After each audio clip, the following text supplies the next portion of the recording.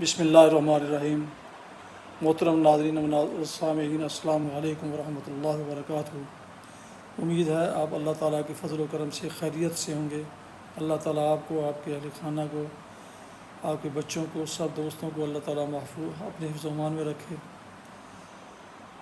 آمین۔ کڑوے گلاب سلسلے کا ولاگ شروع کرتے ہیں۔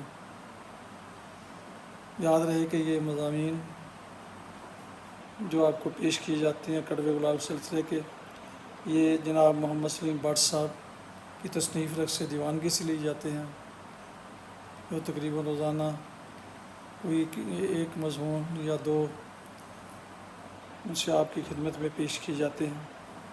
جن دوستوں نے ابھی تک میرے یوٹیوب چینل BA رشیدی کو سبسکرائب نہیں کیا، ان سے گزارش ہے کہ وہ اسے سبسکرائب کر کے بیل آئیکن کو ساتھ لگی ہوتی ہے، ساتھ فری ہوتی ہے آئیکن، اس کو ضرور کلک کریں تاکہ آنے والے نوٹیفیکیشن ان کو باقاعدہ اور بر وقت ملتے رہیں۔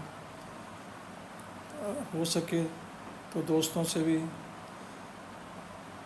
یہ ولاگ شیئر کرتے رہا کریں تاکہ ان کو بھی یہ معلوماتی اور دلچسپ مضامین ان کو باقاعدہ ملتے رہیں۔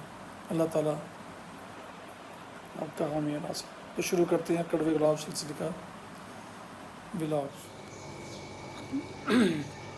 آج کا ولاگ ہے اور اس کا عنوان ہے ستاروں کا پھیر۔ نپولین بوناپارٹ بڈریے کے روپ میں پھٹے پرانے لباس میں ملبوس، ہاتھ میں ڈانگ تھامے پیرس کے کسی بازار سے گزر رہا تھا کہ سامنے سیڑھیوں کے اوپر لکھا ہوا تھا آکل دی پامسٹ۔ وہ ایسے ہی بے خیالی میں سیڑھیاں چڑھ گیا۔ سامنے دروازہ بند تھا۔ شیشے کے پاس کھڑا ہو کر اندر جھانکا اور پھر جھانکتا ہی رہا۔ کیا دیکھتا ہے کہ کوئی بوڑھا شخص لالٹین کی روشنی میں مہذب عدسے سے کسی نقشے کے مطالعے میں مصروف ہے۔ نپولین سکتے اور حیرت کے عالم بوڑھے کو دیکھتا رہا اور دیر تک دیکھتا رہا۔ پھر دفعتاً اسے اپنی حیثیت اور بغیر اجازت اوپر چڑھنے کا خیال آ گیا۔ پرسش اور سرزنش کے خوف سے فوراً نیچے جانے کے لیے جیسے ہی وہ مڑا، جلدی اور بے خیالی کے ہاتھ والا ڈنڈا زمین سے ٹکرایا۔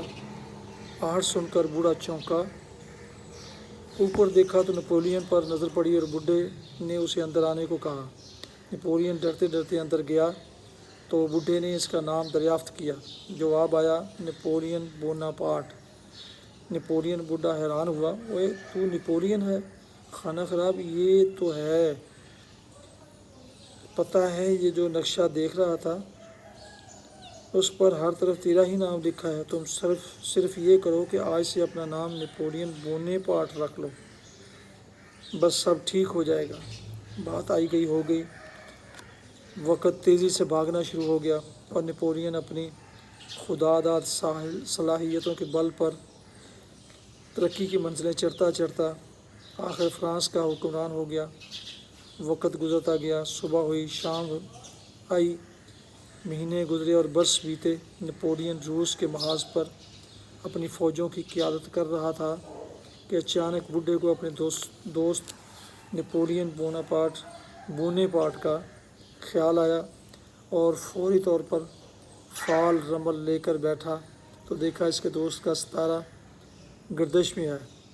نپولین کا مقدر دیکھ کر بوڑھا تڑپ گیا اور فوری طور پر کاغذ پر نپولین کے لیے مشورہ لکھ کر محاذ جنگ کی طرف بھاگ کھڑا ہوا۔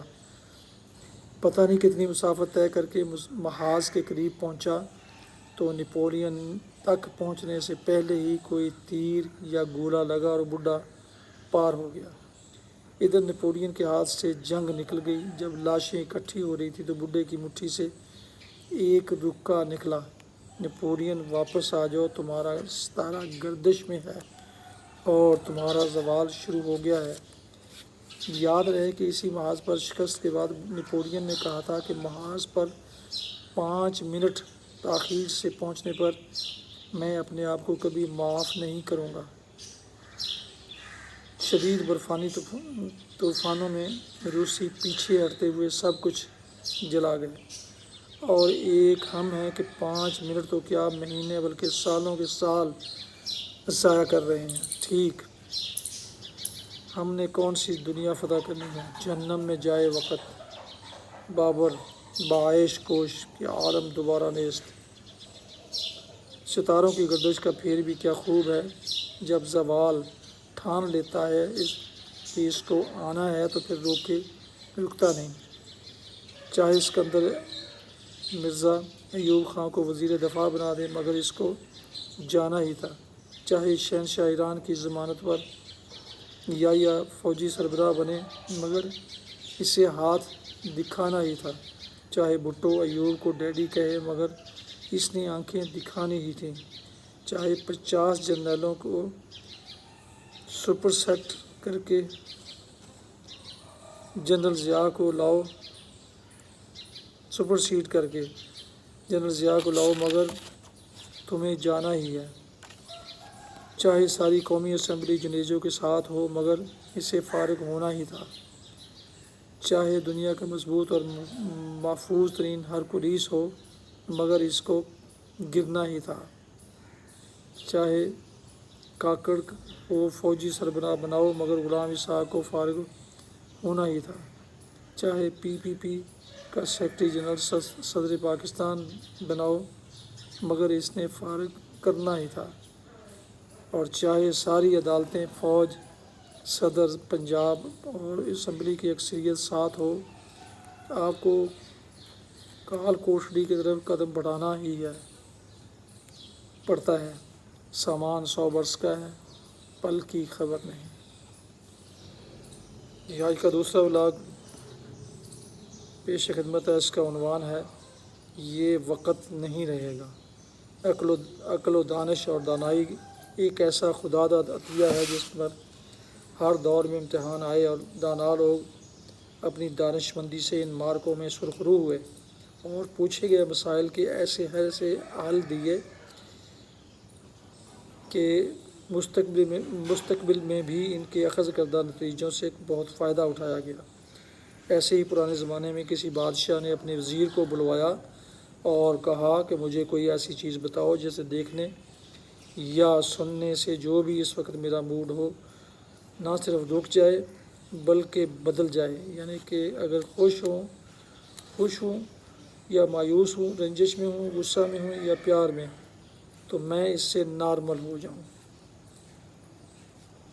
وزیر اعظم کے پاس کوئی الدین کا چراغ تو نہیں تھا کہ رگڑتا، جن حاضر ہوتا اور حل بتا دیتا۔ بہرحال اس نے شہنشاہ سے مہلت مانگی جو مل گئی۔ آخرکار دنیا جہان کی خاک چھاننے کے بعد وزیر اعظم نے بادشاہ کے حضور ایک انگوٹھی پیش کرتے ہوئے کہا کہ حضور جس وقت کسی حالت کو بدلنا چاہیں تو اس انگوٹھی کو دیکھ لیں، اللہ بھلا کرے گا۔ ایک دن بادشاہ بڑے رنج و غم اور مایوسی کا شکار تھا کہ اس حالت غیر میں اسے انگوٹھی دیکھنے کا خیال آ گیا۔ دیکھا تو دکھا تھا یہ وقت نہیں رہے گا، اور واقعی وہ وقت ٹل گیا۔ پھر کچھ عرصے کے بعد بادشاہ بڑے ٹھٹھے مار رہا تھا، خوب واہ واہ اور ہا ہا ہو رہی تھی۔ اچانک اس کو انگوٹھی کا خیال آیا، دیکھا تو پھر وہی سامنے بات آئی کہ یہ وقت نہیں رہے گا۔ بادشاہ فوری طور پر نارمل ہو گیا۔ اچھا وقت اچھا ہو یا برا کبھی ہمیشہ نہیں رہتا۔ ضرورت اس امر کی ہے کہ بردباری، حوصلے اور تدبر سے برا وقت ٹالا جائے اور بہترین منصوبہ بندی سے اپنے سے اچھے وقت کا فائدہ اٹھایا جائے جس نے نہیں رہنا۔ تو ناظرین سامعین، ابھی آپ دیکھ رہے تھے اور سماعت فرما رہے تھے کڑوے گلاب سلسلے کا ولاگ، جس میں 2 مضامین پیش کیے گئے، ستاروں کا ہیر پھیر اور دوسرا تھا یہ وقت نہیں رہے گا۔ دونوں مضامین جیسا کہ پہلے عرض کیا جا چکا ہے جناب محمد سلیم بٹ کی تصنیف رقص دیوانگی سے لیے گئے ہیں اور ان کو آپ کی خدمت میں پیش کیا ہے۔ اللہ تعالیٰ سے دعا ہے کہ اللہ تعالیٰ آپ کو، آپ کے اہل خانہ کو اور میرے سب دوستوں کو اللہ تعالیٰ اپنے حفظ و امان میں رکھے۔ یوٹیوب چینل راہ ہدایت کو ضرور سبسکرائب کیجیے اور دوستوں سے شیئر بھی کیجیے۔ اللہ تعالیٰ آپ کا حامی و ناصر ہوگا۔ آمین۔ السلام علیکم ورحمۃ اللہ۔ پاکستان زندہ باد۔